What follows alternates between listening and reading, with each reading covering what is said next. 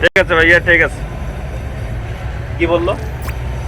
ও bridge, আমাদের একটা registration আছে, ওটা আমরা পার হয়ে গেছি, পিছনে আমার গাড়ি ক্লিয়ার হয়ে গেছে। আমাদেরকে জানাই দিল যে আমরা রেজিস্ট্রেশন এখন পার হয়ে গেছি। মানে আপনারা এখন সেফ জোনে আছে? হ্যাঁ, সেফ জোনে চলে আসবে। আপনাদের খাওয়া দাওয়ার ব্যবস্থা কি? আপনারা কি বাসা থেকে নিয়ে এসে খান নাকি?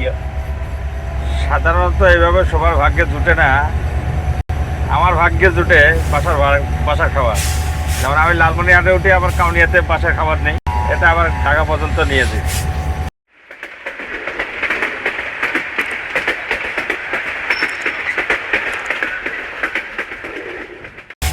আবার দিনের বেলা যখন ওখানে থাকি তখন ওখানে খাওয়ার মিল হিসেবে এখানে বাজার করার জন্য ব্যারাকে, ডরমে, রানিং রুম বলে আর কি আমাদের। Running room.